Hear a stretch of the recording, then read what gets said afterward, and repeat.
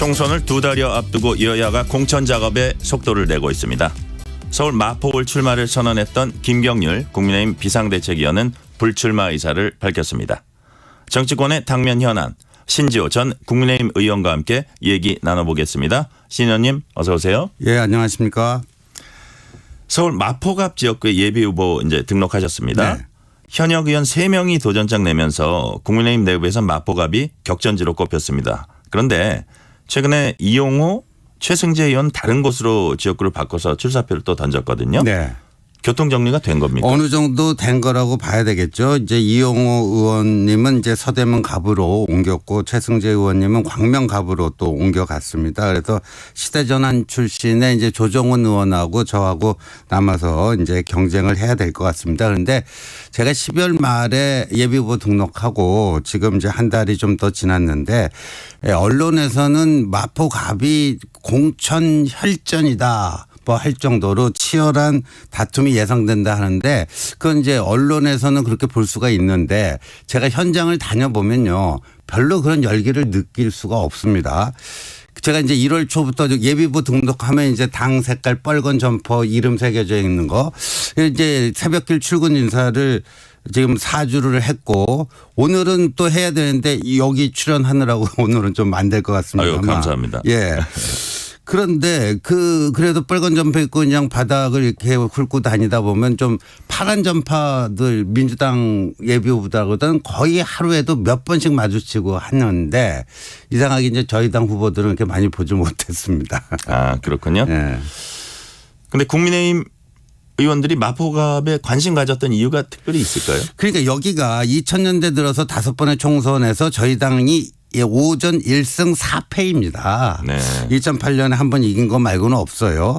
그런데 이제 노웅래 의원이 아무래도 그 무슨 부정 자금 수수 그걸로 이제 재판 중에 있다 보니까 여기가 한번 해볼 만한 지역이다 하고 이제 여러 사람들이 이제 여기에 온 것 같은데 지금 제가 이제 지역의 민주당 오랜 저런 관계자로부터 살짝 개인적으로 듣는 거는 민주당이 호락호락하게 여기를 그렇게 내놓지는 않을 것이다. 그래서 민주당 공천 과정을 지켜봐야 되겠지만 노웅래 의원으로 안 될 거라고 생각된다면 뭐 전략 공천으로 뭐 박영선 전 장관 등 중량감 있는 인사를 전략 공천할 가능성이 있다. 이런 얘기들이 들립니다. 네. 옆 지역구죠. 네. 마포을 출마 의사 밝혔던 김경률 비대위원이 이번 총선 출마하지 않겠다는 입장을 내놨습니다. 당의 총선 승리를 위해서 숙고 끝에 내린 결심이다. 이렇게 밝혔는데 왜 그런 선택을 했을까요? 저는 이거를 처음부터 이제 어제 그 불출마 선언까지 보면서요. 한마디로 이제 총평을 해보자면 정치 신인의 정제되지 않은 그 좀 미숙한 처신이었다. 뭐 이런 생각이 드는데 이게 뭐 한동훈 비대위원장이 김경률 비대위원에게 권유해서 출마 의사를 밝힌 게 아니잖아요.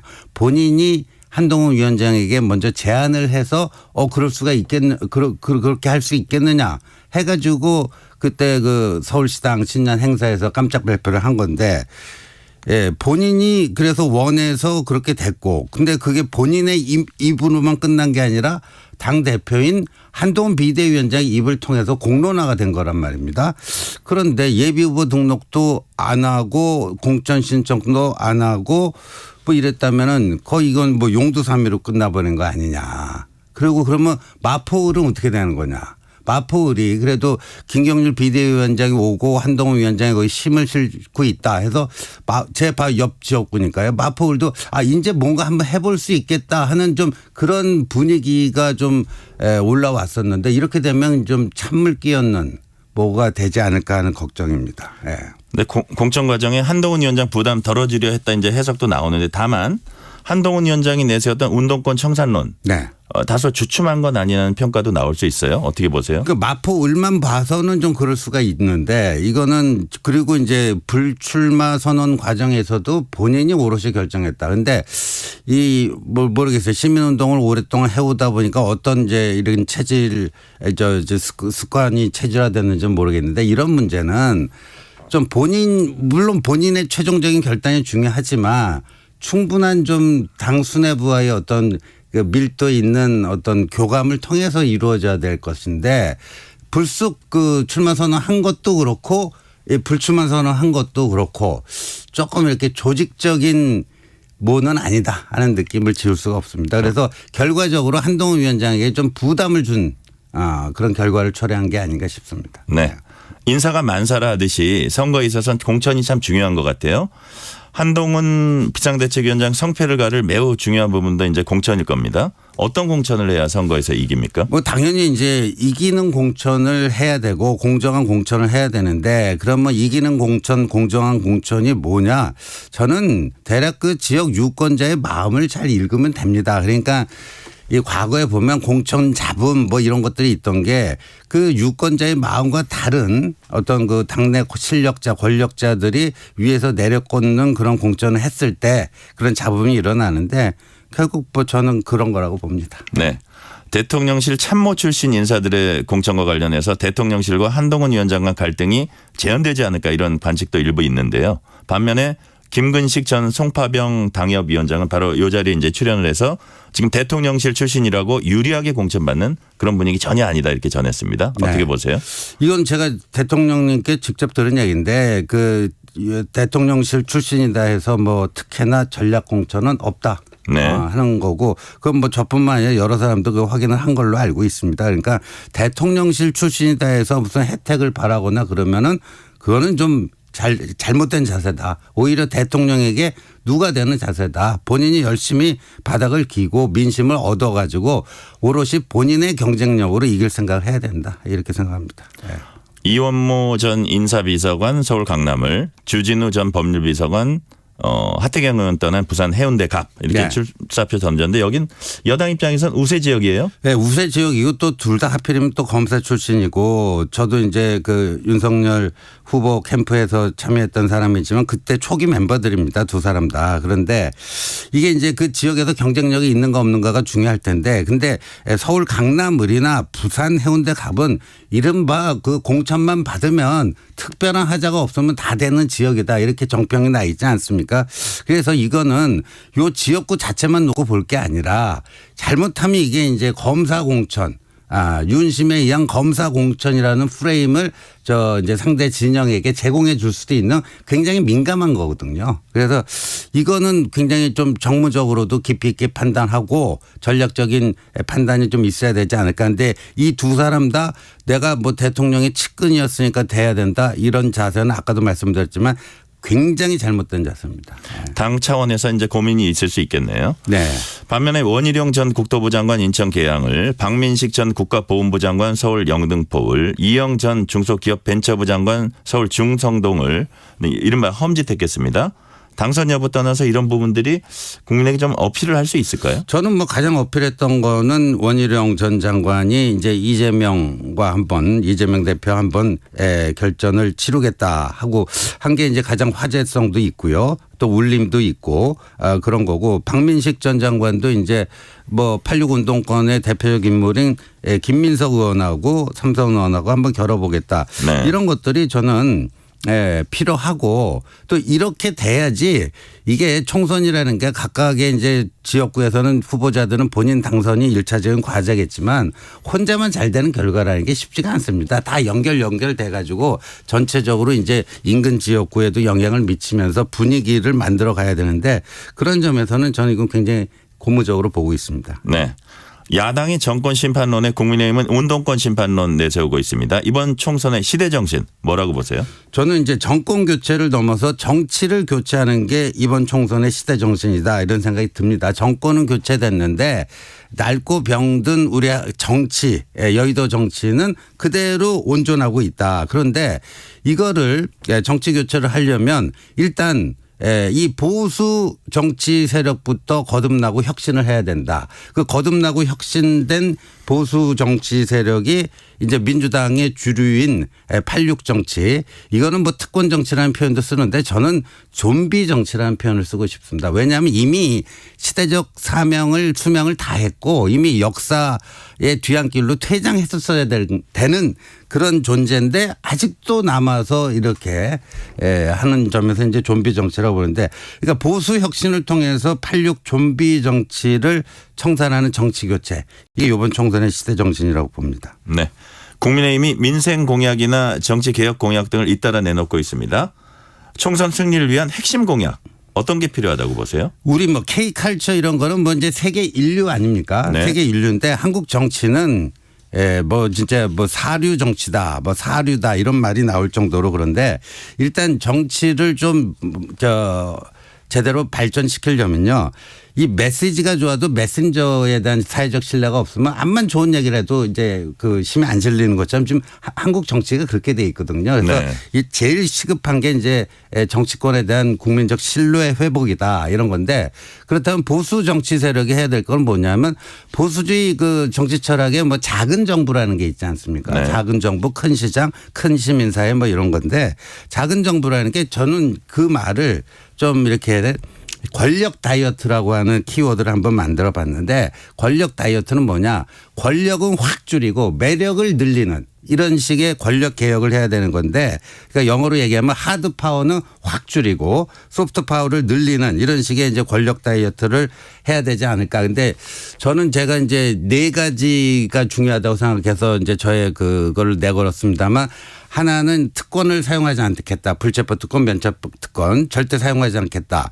두 번째는 9명의 보호자 인수 한 절반 정도만 쓰겠다. 세 번째는 출판 기념회 법적으로 할 수는 있지만 하지 않겠다. 네 번째는 그 후원금도 이제 연말정산 때 전액 환급 때는 10만 원 이내의 후원금만 받겠다. 제가 네. 이제 이렇게 4가지를 걸었는데, 요거는 제가 당선되면 저 혼자서라도 할 수 있는 게 딱 그 4가지를 찾은 거예요. 근데 이거 말고도 할 수 있는 게 여러 사람이 뭉치고 당 차원에서 당론이 모아지면 할 수 있는 것들 훨씬 크거든요. 네. 그러니까 이런 거부터 시작을 해야 되지 않을까 싶습니다. 네. 구름 간증 몰고 다니는 한동훈 위원장 본인 인기는 좋은데 그게 국민의힘 인기로 잘 연결되지 않고 있다, 이런 분석이 나옵니다. 비대위원장 인물론이 당의 지지율 상승으로 이어지려면 어떤 게 필요하다고 보세요? 그러니까 저는 이른바 킬러 컨텐츠가 좀 필요하다. 한동훈에 대한 개인적 인기, 한동훈의 개인적 인기가 당 지지도하고 연결되려면 이 킬러 컨텐츠, 이건 공약 아닙니까? 그래서 어제 메가시티, 그래서 뭐 저기 구리도 가고 어제는 김포도 가서 목련이 피는 봄이 오면 김포는 서울이 돼 있을 거다. 이른바 이제 메가서울, 이걸 이제 재점화시켰는데 그것만 가지고는 저는 좀 조금 부족하다고 생각하고요. 제가 생각하는 건 이겁니다.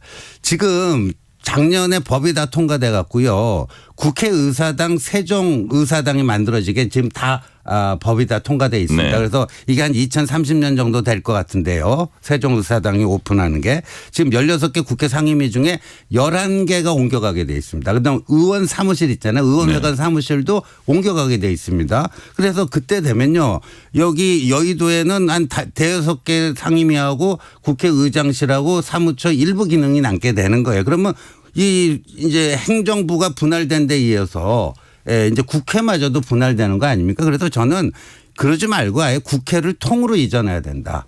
국회를 통으로 이전을 하고, 그래서 그렇게 되면은 세종이 이제 행정에 이어서 입법부까지 갖게 되면서 명실상부한 이제 행정 수도로서 발돋움할 수 있는 결정적인 전기를 만들 수 있지 않을까. 그래서 국회 통이전 같은 거를 내걸고, 제가 얼마 전에 이제 오세훈 시장하고도 한번 얘기를 나눠봤는데, 저 여의도 부지 네. 국회가 통으로 이전되면 굉장히 수도권 시민들을 위한 매력적인 공간으로 그 탈바꿈 시킬 수 있는 여러 가지 그 기막힌 아이디어 방안들이 많다는 거예요. 네네. 그래서 그런 식으로 하면 충청권도 살고 서울도 뭐 하는 윈윈 뭐 이런 것들을 좀 킬러 콘텐츠로 내놔야 되지 않을까 생각이 됩니다. 네. 최근 이재명 대표는 한동훈 위원장 언급은 가급적 안 하고 윤석열 대통령을 주로 비판합니다. 정권 심판은 부각시키려는 이제 의도로 해석이 되는데, 마찬가지로 한동훈 위원장도 이준석 개혁신당 대표 비난에 응대를 잘 안 하고 주로 이재명 대표를 강하게 비난합니다.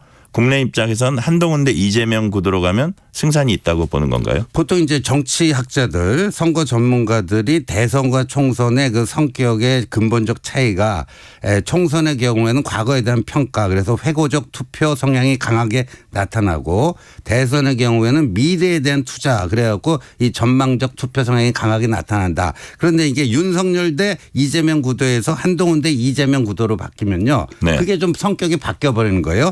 그 회고적 성격에서 이제 전망적 성격으로 투표 성향이 바뀔 수가 있기 때문에 저희 당으로서는 나쁘지가 않죠. 좋죠. 그래서 지금 물고 물리는 게임이 이어지고 있는 게 아닌가 싶습니다. 예. 유승민 전 의원이 국민의힘 남기로 한 데 따라서 이른바 유승민 활용법이 다시 회자되고 있습니다. 국민의힘에서 유승민 의원 어떻게 활용해야 한다고 보세요? 저는 뭐 지난번에 경기도지사 꿈을 가졌다가 좀 좌절됐는데 그래서 경기도의 한 곳을 당에서 정중하게 요청을 해서 그 출마하도록 그렇게 길을 만드는 것이 필요하다고 보고 언론에 툭툭 뭐 이제 안민석 의원 지역구에 뭐 출마한다 이런 식으로 유승민 전 의원과 충분히 사전 상의도 없이 하는 것은 좀 지양해야 된다는 생각이 듭니다. 네. 네. 개혁신당이 잇따라 논쟁적인 공약을 내놓고 있습니다. 노인 지하철 모임승차 폐지 또는 특정 직군 공무원직의 여성도 병역 의무화하자 이런 내용 등이 있는데요. 이제 논쟁할 때가 됐다. 이런 얘기도 있고 2대남을 겨냥한 세대 젠더 갈라치기다. 라는 비판도 있습니다. 어떻게 보세요? 근데 이게 이준석식 전형적인 그 갈라치기, 젠더 갈라치기인데 근데 재작년 3구 대선 결과를 보면요. KBS를 비롯해서 지상파 출구조사가 진짜 기가 막히게 맞지 않았습니까? 그때 보면 20대 남자에서는 윤석열 후보가 이겼는데 여성에서는 이재명 후보가 이겼어요. 근데 20대 전체적으로 보면 2.1%를 윤석열 후보가 진 걸로 나왔습니다. 근데 나중에 선관위가 투표를 했는지 여부를 전체 유권자의 10분의 1 정도를 조사하니까 거의 들어맞는데 네.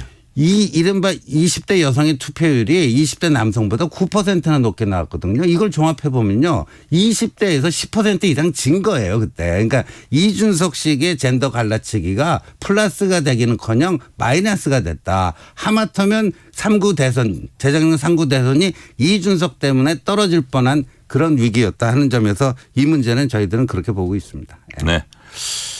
새로운 미래가 어제 창당을 했습니다. 하지만 조홍천 이원욱 의원 참여하지 않았습니다. 이른바 중텐트부터 균열 생겼다 이런 지적이 나옵니다. 빅텐트 가능성 어떻게 보세요? 그건 전 잘 모르겠고요. 근데 이제 그쪽 그 신당이 성공하려면 저는 2016년 그 안철수 국민의당 모델을 좀 벤치마킹을 해야 된다. 그게 뭐냐면 호남에서 민주당 후보와 정면 승부를 하고 네. 또 정치적인 명분으로 비례대표에서 일정 정도 얻는 그걸 해야 되는데 아직까지 거기까지 못 가고 있는 게 못 가고 있지 않는가 하는 느낌입니다. 예. 민주당에선 친문 갈등이 예사롭지 않습니다. 어제 이재명 대표가 문재인 전 대통령을 만나고 왔어요. 네. 갈등 확산이냐 봉합이냐 역시 이번 공천에 달려 있겠죠. 그렇죠. 그런데 이게 당에서 보면요. 저희 당이나 저쪽 당이나 상부에서 합의가 된다고 해서 그게 하부에까지 바로 전파되는 데나 한계가 있거든요. 더군다나 이제 총선은 지역구별로 다 각각 사정이 다르기 때문에 어제 두 분이 그렇게 화기애애한 분위기를 연출했다 해서 이게 뭐 지역구별로 다 그런 게 침투될 것인가 하는 점은 좀 의문입니다. 예. 마지막으로 하나 여쭤볼게요. 짧게 하나 대답해 주세요. 네. 이번 4월 총선 승패가를 결정적 지점은 이것이다. 무엇일까요? 화합과 혁신 이 두 가지를 어느 쪽이 더 잘하는가 하는 건데 그 결과는 공천 결과로 나타난다. 이렇게 생각합니다. 얼마 안 남았네요. 네. 곧 그렇습니다. 공천 결과는 나옵니다. 오늘은 여기까지 듣겠습니다. 신지호 전 국민의힘 의원이었습니다. 감사합니다. 네, 고맙습니다. 전종철의 전격시사 1부 순서 여기